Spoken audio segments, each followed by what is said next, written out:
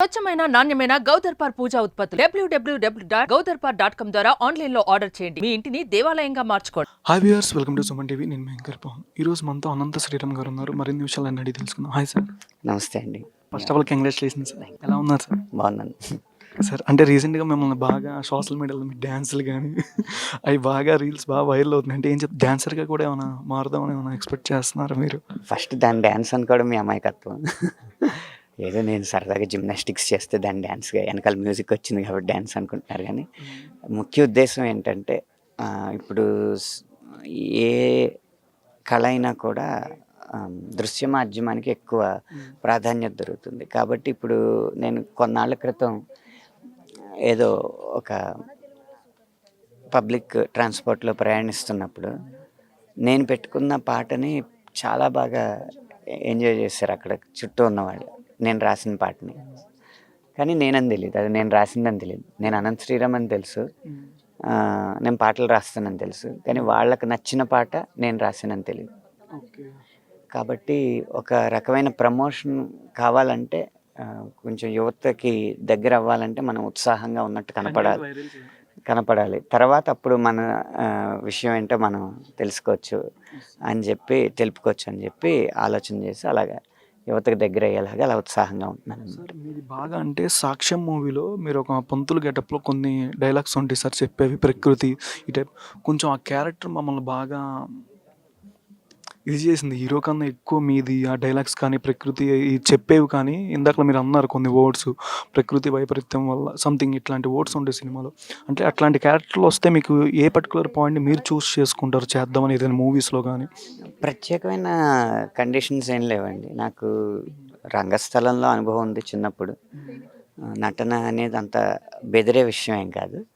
అలా అని చెప్పి ప్రయత్నించే విషయం కాదు. ఎందుకంటే రచన అనేది చాలా ఇష్టమైన ప్రక్రియ. రోజులో 18 గంటలు దాంట్లోనే గడుపుతాను. కాబట్టి ఎప్పుడైనా వస్తే రిజెక్ట్ చేసే ఇది లేదు, కానీ నేను చేయగలను అనుకున్నప్పుడు చేస్తాను. అంటే ఎవరైనా పెద్దవాళ్ళు సాక్ష్యం మూవీ చూసి మీ క్యారెక్టర్ ఈ టైప్లో ఉంది, చాలా బాగుందని ఎంతమంది నుంచి మీకు ఫీడ్బ్యాక్ వచ్చింది సార్ ఆ సినిమా సాక్ష్యం మూవీలో ఎస్పెషల్లీ? అందుకని అప్పటి నుంచి చాలామంది వాల్మీకి అని గుర్తుపట్టడం మొదలుపెట్టారు. పిల్లలు ముఖ్యంగా వాళ్ళ పేరెంట్స్కి ఈయన వాల్మీకి, ఆ సినిమాలో వాల్మీకి అని. ఓ, ఇది అనంత శ్రీరామ్ కంటే వాల్మీకి పేరు కొంచెం ఇది అయ్యేలా. ఇప్పుడు 12 సంవత్సరాలు అయిపోయిందండి అది చేసి కూడా. ఇంకా అప్కమింగ్ మూవీస్ ఏమేంటి సార్ చేసేవి? మూవీస్ కానీ లిరిక్స్గా కానీ బెస్ట్ రాబోయే సినిమాల్లో గేమ్ చేంజర్లో 2 పాటలు రాశాను.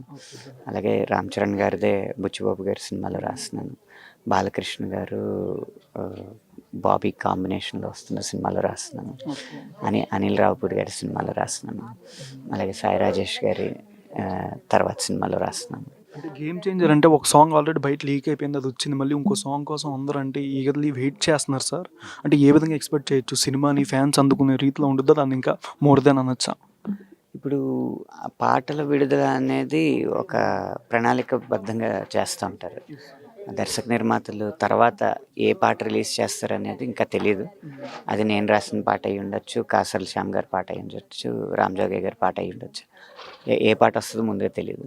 సినిమా మాత్రం చాలా అద్భుతంగా ఉంటుంది. కానీ ఈ మధ్య సింగర్స్కి బాగా మంచి ఆపర్చునిటీస్ వస్తున్నాయి, చాలామంది మంచిగా ఎంకరేజ్ చేస్తున్నారు ఈ ఇండియన్ ఐడల్ రీసెంట్ సింగర్ కాంపిటీషన్లో. కానీ మీరంటే యూత్కి ఏం చెప్తారు? బాగా ప్యాషన్ ఉన్న వాళ్ళకి.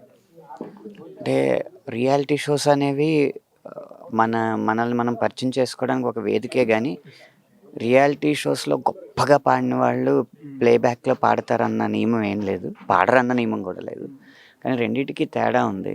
ప్లేబ్యాక్ సింగింగ్, రియాలిటీ షోలో సింగింగ్ అంటే ఒక అద్భుతమైన బిర్యానీని డైనింగ్ టేబుల్ దగ్గర పెడితే అక్కడికి వచ్చిన వ్యక్తికి వడ్డించడం. ప్లేబ్యాక్ సింగింగ్ అంటే మీకు ఉల్లిపాయలు, పచ్చిమిరపకాయలు, మసాలా దినుసులు, కూరగాయలు, బాస్మతి రైసు, దాల్చిన చెక్క ఇవన్నీ విడిగా ఇస్తే ఏది ఎంత పాలలో వేయాలో ఉప్పు కారం కూడా మనకు మనం అనుకుని కలిపి వడ్డించడం అన్నమాట. ఈ రెండింటికి అంత తేడా ఉంది. కానీ బయట చూసే వాళ్ళకి ఆ బిర్యానీ మనకు పెట్టాడు అన్న అనుభవమే ఉంటుంది, కానీ వండడం వచ్చా లేదా అనేది తెలియదు. కాబట్టి రియాలిటీ షోల్లో అద్భుతంగా పాడేసిన వాళ్ళు సినిమా పాటని, తనకు అప్పటి వరకు పరిచయం లేని పాటని పాడగలరా అంటే అది సందేహం. దానికి చాలా జీవితం మీద చాలా అవగాహన కావాలి, సంగీతం మీద చాలా పరిశోధన కావాలి, సాహిత్యాన్ని ఆస్వాదించే ఒక గుణం కావాలి. ఇవన్నీ అలవాటు చేసుకుంటే అప్పుడు రియాలిటీ షోస్లో మనల్ని మనం పరిచయం చేసుకోవడానికి రావచ్చు. ఇది నేను గాయని గాయకులకి ఇచ్చే సలహా. అంటే 5 ఫిల్మ్‌ఫేర్ అవార్డ్స్ ఒకే మూవీకి వచ్చింది. ఎట్లా మీరు ఎక్సైట్ అవుతున్నారంటే? ఒక చిన్న సినిమా ఏంటి 5 అవార్డులు best lyrics, best playback singer, best actor, best baby. ఇలాంటి సినిమాలకి ఒక్క అవార్డు వచ్చినా కూడా ఒక పండగ లాంటిది. అలాంటిది 5 ఒకేసారి వచ్చినాయి కాబట్టి ఇది పెద్ద పండగ, సంక్రాంతి లాంటిదనమాట. మా పంట పండిందనే అనుకుంటున్నాను. అందులోనూ పెద్ద సినిమాలకి వచ్చినప్పుడు ఎంతైనా ఆ సినిమా తాలూకు ఘనత ఆ స్టార్ వెలుగులోనే ఉంటుంది. ఇక్కడ ఒక్కొక్కళ్ళ టెక్నీషియన్స్ ఒక్కొక్క ప్రమిద లాంటి వాళ్ళు. వాళ్ళ వెలుగు వాళ్ళు పంచగలిగి వాళ్ళ వెలుగుకి వాళ్ళ గుర్తింపునిచ్చుకోగలిగారు. అది చాలా సంతృప్తిగా ఉంది. Thank you so much sir. Suman టీవీలో మీ పర్సనల్ అండ్ బిజినెస్ ప్రమోషన్స్ కోసం కింది నెంబర్కి కాంటాక్ట్ చేయండి.